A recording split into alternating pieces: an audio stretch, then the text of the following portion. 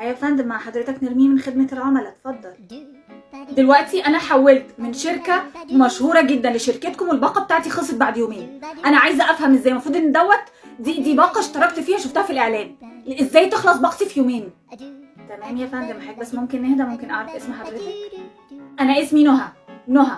تمام. معلش يا فندم، بس انا عايزة اعرف اسم حضرتك بالكامل. نهى احمد، اسمي نهى احمد بالكامل يا فندم، اسم حضرتك بالكامل لو سمحت. نهى محمد احمد محمود. تمام كده، انا جبت لك اسم العيله كلها. تمام يا فندم، حضرتك بتستفسري عن الرقم ده ولا رقم تاني يا فندم؟ الرقم ده، انا بستفسر عن الرقم ده. تمام يا فندم، حضرتك ممكن تقولي لي رقم تاني وبس، هنستفسر عن شويه بيانات بس عشان نراجعها مع بعضينا كده. تمام. بيانات ايه بقى؟ هو مش متسجل عندك؟ هو استفسر عن ايه؟ بقول لك الباقه خلصت، الباقه خلصت بعد يومين، ليه تخلص؟ ليه؟ حرام عليكم. تمام يا فندم، حضرتك بس هدي اعصابك، هدي اعصابك، ده مش كويس لصحتك خالص. انا بس هراجع دلوقتي البيانات وهرجع لحضرتك، هسيبك بس دقيقه واحده على الهولد وهرجع لحضرتك. 10 دقايق بقالي، 10 دقايق على الهولد، 10 دقايق.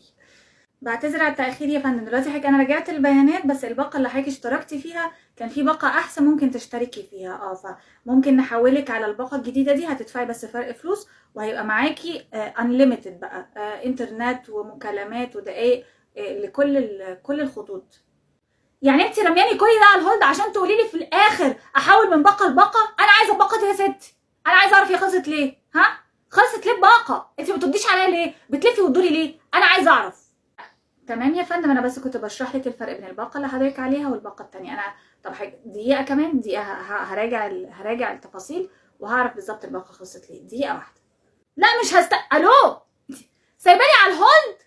ردي عليا، ردي. ده انتوا شركه، ده انا هفضحكوا والله العظيم لافضحكوا. معلش يا فندم، انا بعتذر مره تانية على التاخير. حضرتك انا راجعت كل البيانات، استعمالك ما كانش ولا بد بصراحه، استعملتيها كتير كتير اخر يومين فخلصتيها خالص، فعشان كده انا بنصح حضرتك انك تحولي على الباقه التانية علشان يبقى فيه توفير. شكرا. لو عايزه اي استفسار تاني ممكن تكلمي خدمه العملاء مره تانية. مع السلامه. خلصت ايه؟ الو.